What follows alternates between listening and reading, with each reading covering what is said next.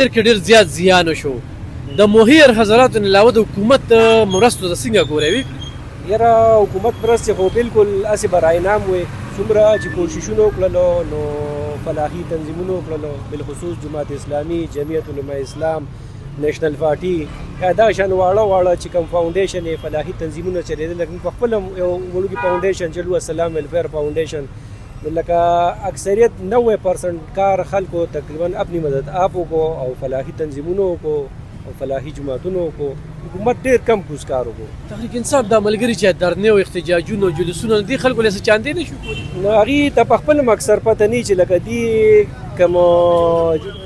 جلسې جلوسونه کین اکثریت خلکو ته دم پته نه چې موږ څه له راغونډ شي خو بس هسې چغې سورې غوغا یې جوړه کړي په خپله ورته پته نه 8 فروری باندې ورته څه پته ولګېده؟ نو بس هغه ښکاره په ښکاره لکه د پی ټي آی چې کوم ذیلي تنظیمونو یا سرپرست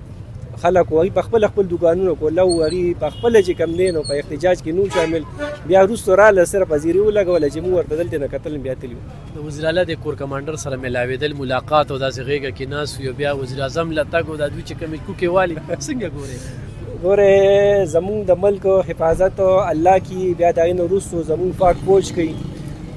زه په خپله لکه زمونږ کورنۍ د شهیدو کورنو کې شامله ده لکه زمونږ بره نیکه شو بیا زمونږ والد صاحب شو زما ورور شو زما کزنز په دې کې شهیدان شوي هم دي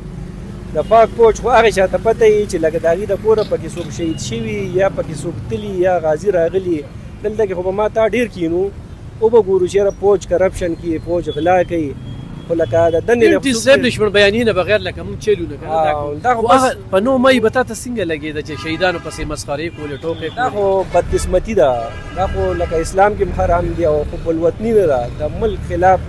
دشمن عناصرو سره مرسته کول ښکاره په ښکاره